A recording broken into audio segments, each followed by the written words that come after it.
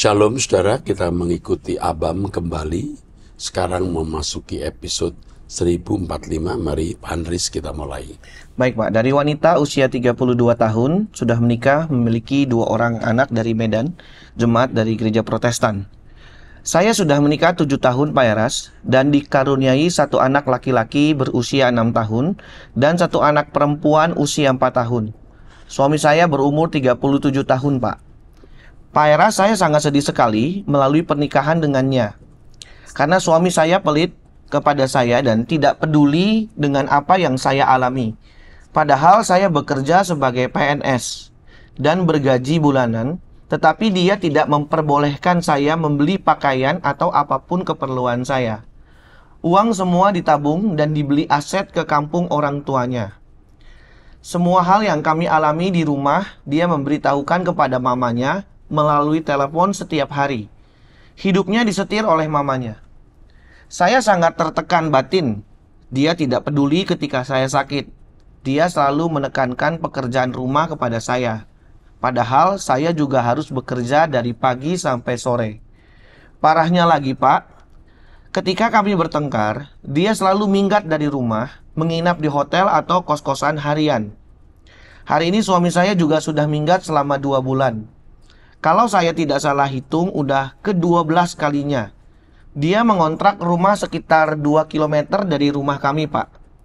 Saya sangat putus asa menghadapi kelakuan minggatnya, sampai anak saya yang pertama juga tertekan batinnya. Anak-anak saya selalu menangis setiap malam karena rindu pada bapaknya. Saya sangat sedih, Pak. Kenapa nasib saya menikah dengan laki-laki yang tidak bisa menyelesaikan masalah? Padahal masalah pertengkaran kami ini karena dia bentak-bentak saya dan KDRT ke saya. Tetapi kenapa dia yang minggat? Saya pikir begitu Pak. Sampailah keluarga besar dari suami saya, abang dari mertua laki-laki, memberitahu rahasia karena mereka simpati pada saya dan anak-anak, kalau mertua perempuan sayalah yang menyuruh suami saya minggat setiap kali kami bertengkar Pak. Pak Eras, saya mengenal Bapak dan juga mengikuti semua saat teduh setiap pagi sampai acara Abam dan doa puasa yang Bapak pimpin selama 2 bulan ini. Pimpinan saya seorang kalapaslah yang mengenalkan saya dengan channel Bapak ini. Pimpinan saya yang hidup kudus juga Pak. Mohon saran apa yang harus saya lakukan Pak. Saya sangat putus asa menghadapi suami dan ibu mertua saya. Bagaimana caranya supaya suami saya tidak terlalu bergantung pada mamanya Pak? Sebab saya kesulitan menjalani rumah tangga karena disetir mertua saya ini kepada suami saya. Banyak keluarga bilang kalau mertua saya ini pakai ilmu hitam karena pekerjaannya juga rentenir Pak. Mohon doa buat keluarga saya. Terima kasih Bapak, Tuhan memberkati Bapak dan seluruh tim Abam. Yang pertama, jangan memberi apa-apa kepada suami. Uangmu harus kamu simpan sendiri untuk anak-anak. Yang kedua, kalau suami minggat jangan kamu cari. Yang ketiga, lebih baik kamu berpisah dulu, walau tentu tidak harus cerai. Kalau anak-anak bersama laki-laki seperti ini atau bapak seperti ini yang melakukan KDRT tidak menjadi contoh, anak-anakmu malah rusak. Saran saya sebaiknya kamu berpisah dulu untuk sementara. Jangan memberi uang seperak pun kepada suami. Dia menikah dengan kamu hanya karena mau menjajah kamu dan merenggut kehidupan kamu. Kamu kehilangan kehidupan. Temukan kembali kehidupanmu dengan berpisah untuk sementara dengan laki-laki ini. Ya, dia tidak bisa diajak hidup bersama. Ya, itu saja. Ya, Pak. Teruskan. Selanjutnya wanita usia 36 tahun, jemaat gereja Protestan. Shalom Pak Eras bersama tim. Saya sangat diberkati dengan Abam. Banyak yang bertanya dan Pak Eras memberikan solusi. Pak Pendeta, saya ingin bertanya. Namun sebelum saya bertanya, saya ingin cerita sedikit. Tahun 2015, saya pernah pacaran dengan seorang laki-laki. Kami berhubungan jarak jauh waktu itu. Namun kami sudah pernah bertemu di salah satu rumah teman dan dari situlah kami mulai jalin hubungan jarak jauh karena terpisah oleh pekerjaan. 2016 dia menikah dan 2017 saya juga menikah. Waktu itu kami putus secara baik-baik. Tahun 2023 kemarin, tiba-tiba kami berjumpa dan akhirnya kami saling bertukar nomor handphone. Suatu hari si laki-laki itu ajak saya keluar sebentar untuk makan siang dan saya pun mau diajak keluar karena di pikiran saya keluar hanya untuk makan saja. Namun apa yang terjadi? Saya dibawa ke hotel dan terjadilah hubungan layaknya suami istri di hotel tersebut. Saya hanya bisa menangis waktu itu. Ya, di sini sebenarnya doa Bapak kami harus diimplementasikan. Dan janganlah membawa kami ke dalam pencobaan, tapi lepaskan kami dari yang jahat. Jangan mendekati keadaan atau kondisi di mana kita cenderung jatuh dalam dosa. Belum jatuh dalam dosa, kita sudah harus menghindarinya. Oke, terus. Saya menyesal bertemu dengan dia, namun penyesalan di akhir sudah tiada guna. Saya sedih, saya merasa sudah tidak layak di hadapan Tuhan. Saya sudah berdosa sama Tuhan. Malam itu saya datang sama Tuhan Yesus. Saya mengakui sama Tuhan apa yang terjadi. Saya bilang sama Tuhan, Tuhan Yesus, aku sudah berdosa. Aku sudah tidak layak lagi di hadapan Tuhan. Saya sungguh berdosa. Di situ saya hanya menangis dan minta ampun sama Tuhan. Oke, kalau kamu sudah minta ampun, Tuhan mengampuni dan Tuhan melupakan. Jangan kamu ingat lagi dosa itu. Dan jangan kamu ingat kenikmatan yang kamu nikmati dengan pria itu. Karena kamu akan bisa edik atau ingin mengulang. Begitu kamu mengulang, kamu jauh lebih celaka. Ya. Pertanyaan saya, Pak, apakah Tuhan Yesus masih bisa mengampuni saya? Pasti Tuhan mengampuni. Terus, apakah saya masih bisa datang berdoa kepada Tuhan Yesus? Harus datang kepada Tuhan dan selalu bersekutu. Karena Tuhan mengampuni dan melupakan. Dan kamu pasti diterima. Ya. Terus. Apakah saya masih bisa datang kepada Tuhan menyembah? Apakah masih bisa, masih layak di hadapan Tuhan? Kamu masih layak.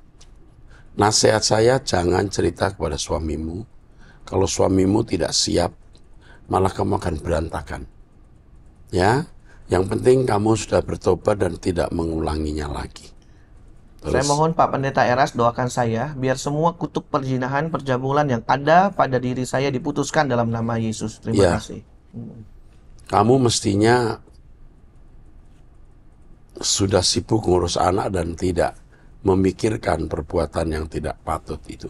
Tetapi baiklah, sudah lewati semua, kalau sudah minta ampun, bertobat, mulailah hidup dalam persekutuan dengan Tuhan. Orang yang diampuni banyak itu mengasihi Tuhan banyak. Setelah kamu dipulihkan, kamu akan lebih mengasihi Tuhan. Lebih dari waktu-waktu yang lalu. Ya, ingat perkataan Tuhan Yesus kepada perempuan yang kedapatan berzina, jangan berbuat dosa lagi. Aku juga tidak menghukum kamu.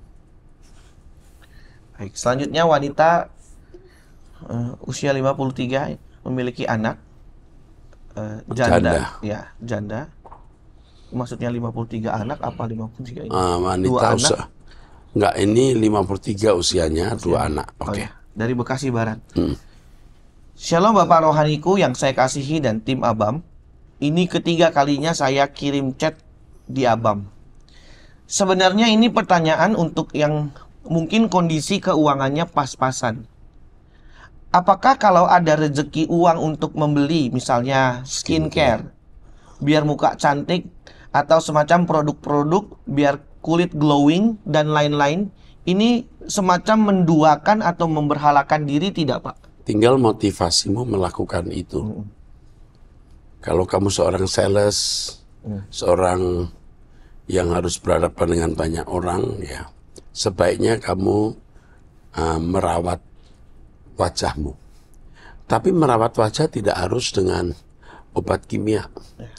Banyak herbal, mentimun dan sejenisnya bisa. Tidak usah harus membuang uang untuk hal-hal itu, ya. Tetapi kalau kamu diberkati ya tidak ada salahnya. Merawat tubuh itu bagian dari tanggung jawab. termasuk merawat wajah. Asal dengan motivasi yang baik.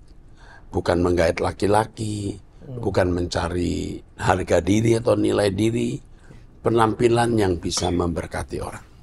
Terus.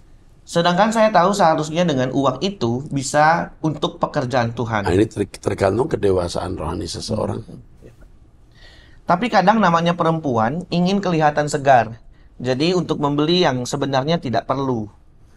Dengan sedikit ada rezeki lebih utama untuk pekerjaan Tuhan. Saya minta saran Bapak. Terima kasih. Sesudahnya. Roh Kudus akan pimpin kamu bagaimana mengelola uang Tuhan. Oke, teruskan. Terima kasih sesudah dan sebelumnya. Tuhan Yesus memberkati keluarga Bapak dan tim Abam. Doa saya selalu untuk Bapak diberikan kesehatan dan umur panjang, karena di GSKI saya terberkati dan setelah mengikuti seminar Logos, Kenosis, dan Monoteisme yang sangat luar biasa, menjadikan saya terus belajar ingin seperti Tuhan Yesus dan membuka pikiran tentang kebenaran di monoteisme Allah Yahweh, Allah yang Esa. Luar biasa. Amin. Oke, terus? 1 tahun yang lalu, saya dari agama lain, setelah mengikuti seminar Logos dari pertama sampai akhir, inilah ajaran yang benar, menyembah dan mengagungkan Allah Yahweh, Allah yang Esa. Jadi tidak membingungkan. Terima kasih sudah dibacakan surat saya. Tata bahasa yang tidak beraturan. Dari Muslim, Pak. Oh, dari Muslim ya. Oke, saya kira cukup ya. Iya, Pak. Saran saya tadi, kalau kamu merasa sejahtera untuk tidak membeli sesuatu yang tidak harus dibeli, kamu bisa membagikan, mengarahkan, memindahkan uangmu untuk pekerjaan Tuhan, itu jauh lebih baik. Oke, teruskan. Selanjutnya pria usia 24 tahun dari Jakarta. Oke. Shalom Pak, izin saya mau bertanya mengenai apa yang harus saya lakukan dalam kondisi di mana saya sudah melakukan dosa dan jatuh. Saya berhubungan dengan adik rohani saya sehingga memiliki kemungkinan mengandung. Dia berumur 17 tahun.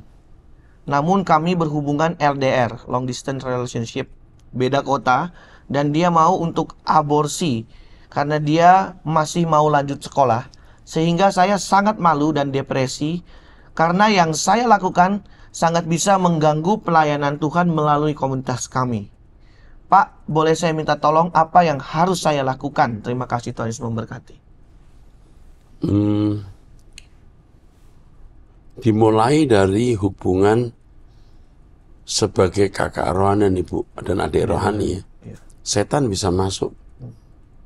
Makanya orang harus berjaga-jaga. Ya. Kesenangmu mungkin hanya beberapa menit. Maksudnya puasnya hanya beberapa menit. Tapi penderitaannya berhari-hari, berminggu-minggu, bisa berbulan-bulan. Kamu mengatakan di sini kemungkinan mengandung. Kalau masih kemungkinan, saya tidak bisa memberikan solusi. Harus ada kepastian dia mengandung atau tidak. Nah, untuk itu harus ada pembimbing yang membimbing. Ya, harus ada pembina. Cuman saya ingatkan kepada semua Bapak Ibu, jangan terlalu percaya dengan hubungan antara kakak rohani dan adik rohani. Harus tetap diawasi karena setan bisa masuk dan menjatuhkan mereka. Kemudian yang juga saya ingatkan kepada pemuda-pemudi, ingat, senangnya tidak seberapa, malunya tidak kepalang, penyesalan tidak bisa dibayangkan, kehancuran yang membuat karir dan studi kandas hanya karena kesenangan sesaat. Itu pekerjaan iblis ya. Kiranya Tuhan menolong kita. Oke. Jangan mendekati pencobaan. Ya. Dan janganlah membawa kami dalam pencobaan. Jangan membawa dirimu pada situasi di mana dosa dapat dilakukan. Saya sangat pengalaman di sini. Ya. Jangan membawa diri kita kepada situasi di mana kita akan mudah berbuat dosa. Jauhkan itu. Oke, teruskan. Selanjutnya dari pria usia 63 tahun, sudah menikah, memiliki 2 anak dari kota Jogja, seorang dulu staf gembala dan pengkhotbah di satu gereja. Ya. Kedatangan Tuhan Yesus yang kedua kali menurut Pak Erastus terjadi pada sebelum, apa tengah, apa sesudah masa aniaya. Terima kasih, Tuhan Yesus memberkati. Pertanyaanmu tidak bisa dijelaskan singkat. Sebab mana masa aniaya itu sudah berlangsung sejak gereja mula-mula. Di abad pertengahan hampir-hampir tidak ada wilayah di mana ada penganiayaan. Ini maksudnya masa aniaya kapan? Sekarang pada zaman di mana hak asasi manusia ditegakkan, aniaya untuk orang Kristen hanya terjadi di beberapa tempat. Yang banyak itu aniaya batin ketika orang Kristen hidup di dalam kekudusan. Akan menghadapi tantangan sekitarnya. Tapi yang jelas menurut firman Tuhan, ketika dunia dalam keadaan tenang, damai, tiba-tiba Tuhan Yesus datang. Dan itulah hari akhir secara dunia. Oke? Oke, teruskan. Selanjutnya dari pria usia 60 tahun, sudah menikah, memiliki 3 anak dari Sidoarjo. Dari Surabaya ya, cuma Surabaya. Di sini saya tidak mengajukan pertanyaan, tetapi hanya ingin meluapkan perasaan atau isi hati nurani saya terhadap eksistensi Pak Eras saat ini. Usia 60 tahun. 60 tahun, Pak. Iya.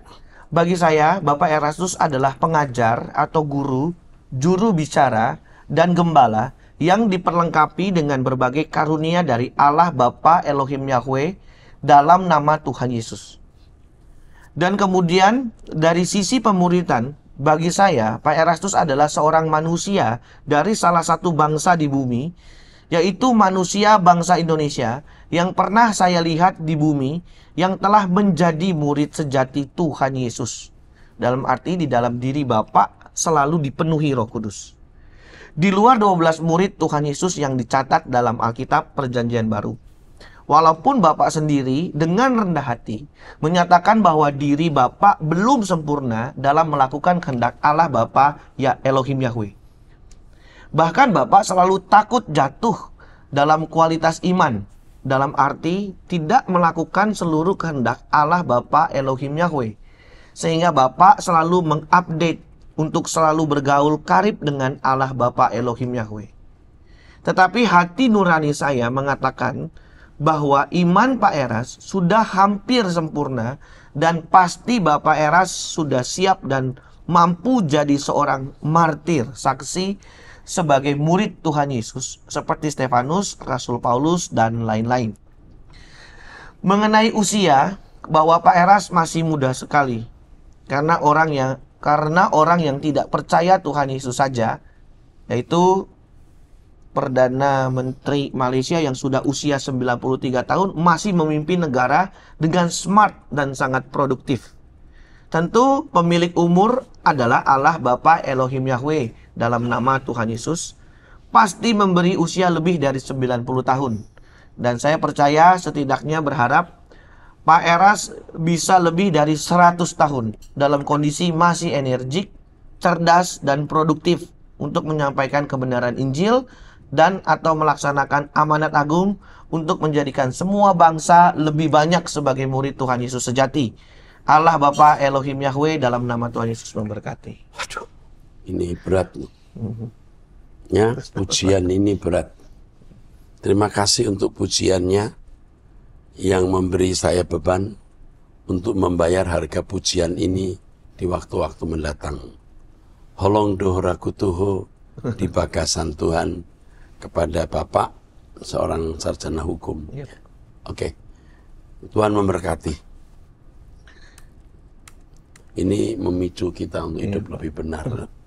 Oke, teruskan. Selanjutnya wanita usia 76 tahun dari Surabaya. Saya berterima kasih Pak sudah didoakan sama Ibu Elizabeth. Sekarang sudah sembuh. Terima kasih. Tapi saya terus mohon doanya dari tim doa. Amin. Oke, puji Tuhan. Terus. Selanjutnya wanita usia 64 tahun memiliki 5 anak dari Sidikalang. Dari salah satu gereja ya, di Sidikalang. Shalom Pak Pendeta, saya mohon didoakan supaya kesehatan saya disembuhkan, terutama kolesterol saya sangat tinggi. Terima kasih Tuhan Yesus memberkati. Oke, ini kita ada tim doa ya. Nanti di bel didoakan khusus. Oke. Terus Selanjutnya pria usia 34 tahun, sudah menikah, memiliki 2 anak. Shalom Pak, saya mengikuti Rehobot sudah dari 2015 dan banyak pengertian yang dibukakan dan khususnya hikmat untuk menjalani hari lepas hari dan merespon perkara dan masalah terjadi. Saya senang melayani apapun, baik dalam pekerjaan ataupun sehari-hari. Dari dulu saya dikenal murah senyum dan selalu ceria. Namun belakangan ini banyak sekali kejadian dalam hidup saya. Tetapi saya tidak ambil pusing karena saya memahami semua itu harus terjadi. Saya hanya heran Pak dengan diri saya. Saya tahu apa yang baik, berkenan, dan bahkan yang sempurna. Hampir semua buku yang Bapak keluarkan dan lagu yang Bapak ciptakan, saya tahu dan pasti Bapak tahu betapa saya mengasihi Tuhan. Namun, mengapa sulit sekali menguasai daging saya? Di tengah salib yang saya pikul dan beban hidup, saya seperti orang bodoh, mirip Petrus yang menyangkal Yesus. Secara tidak langsung, memang di mata orang, saya pasti baik. Namun saya sulit sekali disiplin diri untuk ikut doa pagi dan aktivitas gereja lainnya. Banyak masalah dalam hidup saya, Pak. Namun buat saya yang paling penting, saya sulit melawan diri saya untuk jadi lebih baik dan sempurna di mata Tuhan. Saya seperti siswa yang sering bolos. Di batin saya bertanya, Tuhan, kalau memang perlu untuk saya lebih mengasihi-Mu, buat saya bangkrut saja. Karena sepertinya saya terikat dengan dunia dan pekerjaan. Namun kalau saya bangkrut, nurani saya sangat sedih, karena saya percaya pekerjaan ini milik Tuhan. Saya jujur tidak mengerti, Pak, dan sulit memahami diri saya. Saya seperti melayani 2 tuan. Dan saat ini ada di persimpangan.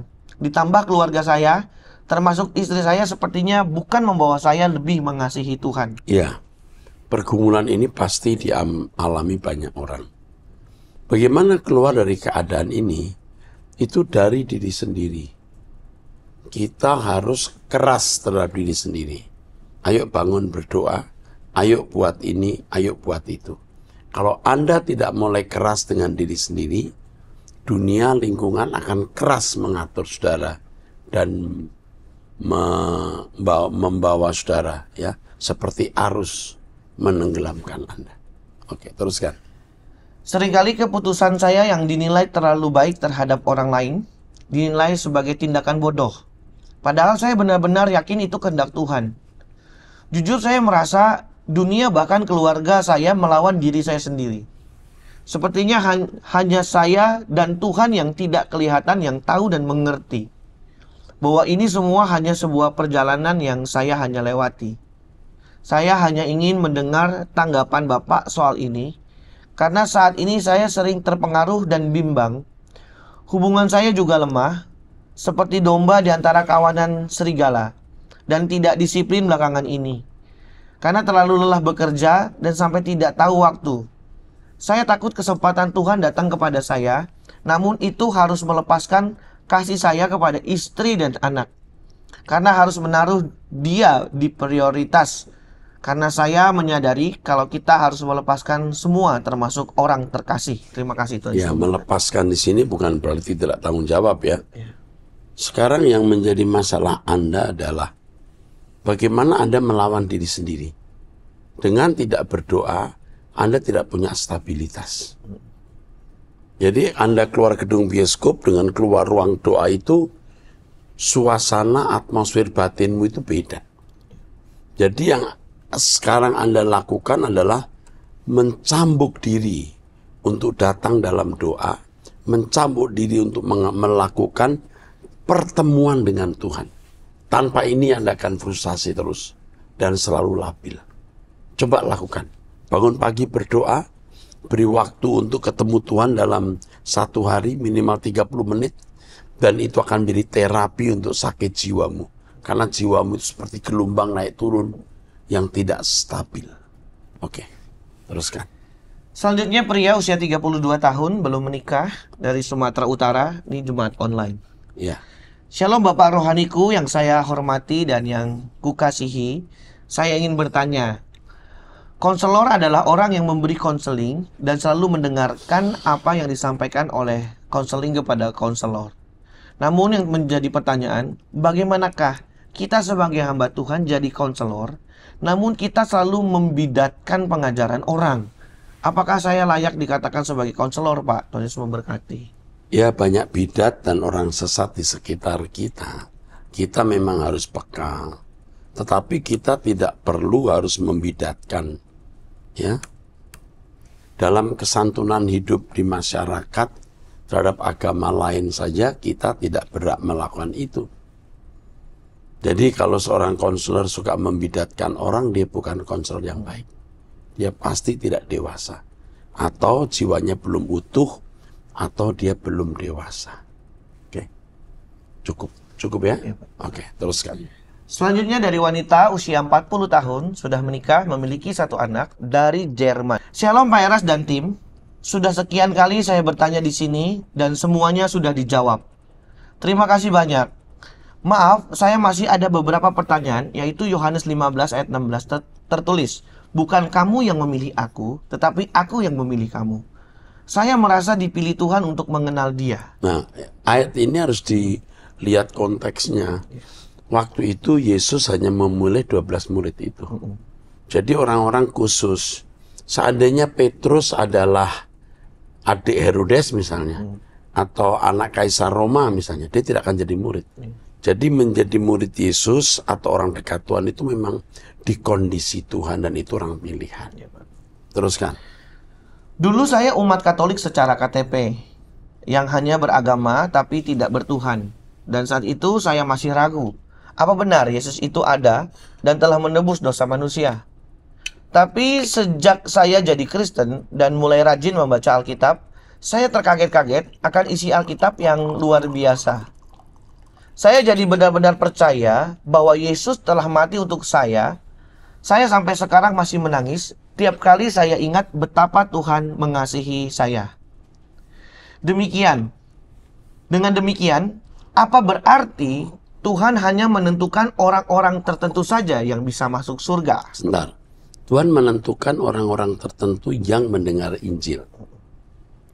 Tapi yang mendengar Injil apakah masuk surga atau tidak, tergantung keputusan, pilihan, dan kesetiaannya.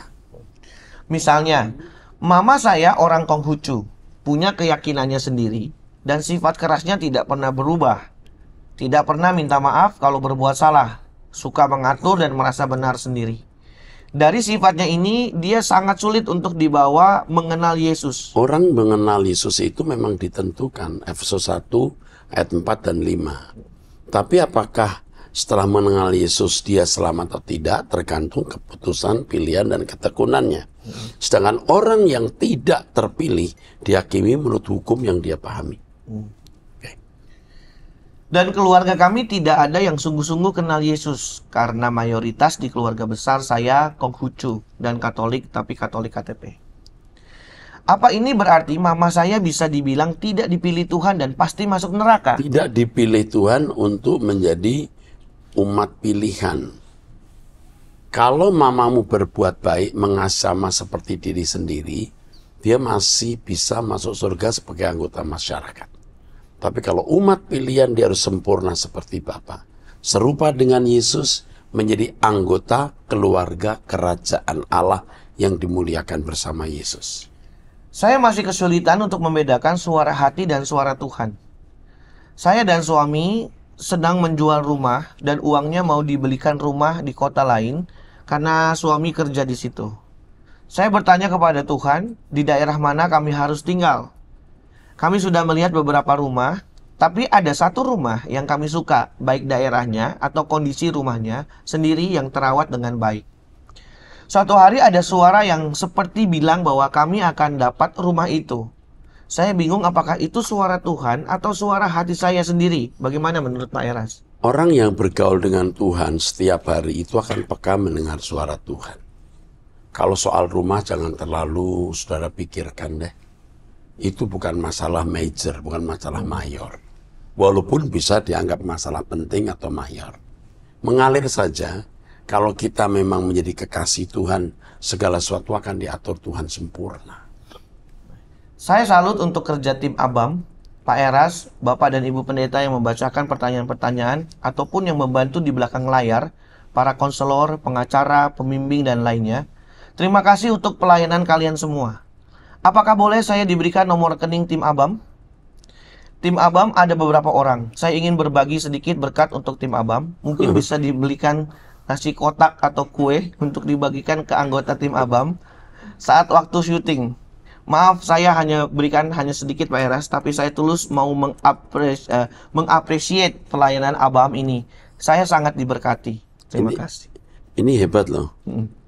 Saya sangat menghargai loh kepedulian dari kamu ya, wanita usia 40 tahun. Ya, jawaban saya kiranya membahagiakan kamu bahwa orang tuamu yang bukan Kristen belum tentu masuk neraka. Tapi tidak mungkin dimuliakan bersama Yesus karena tidak mungkin sempurna, tidak mungkin serupa dengan Yesus. Jadi orang baik. Kamu bisa mempengaruhi mama jadi orang baik. Kalaupun tidak dimuliakan bersama dengan Yesus, paling tidak dia menjadi anggota masyarakat. Terima kasih untuk kepedulian dan perhatiannya. Dan jika sudah mengirimkan uang itu akan menjadi nasi kotak, akan jadi kopi dan lain-lain untuk tim ya. Kita tim ini banyak ya, kadang-kadang ada 1, 2, 3, 7 orang atau bisa 6 orang ya. Bisa 3 orang dan setiap kali selalu kita tindak lanjuti yang perlu tindak lanjuti. Ada pengacara, konselor, ada pendeta, pendoa, tim pelepasan. Ya, di belakang kami ini ada tim yang luar biasa. Tim yang luar biasa ya. Terima kasih untuk tim yang mendampingi dan mengerjakan pekerjaan Abam. Saya sendiri tidak bisa melakukan ini sendirian. Ya, ini belum kameramen, belum editing ya. Dan lain-lain. Oke, sampai jumpa di episode 1046. Tuhan berkati.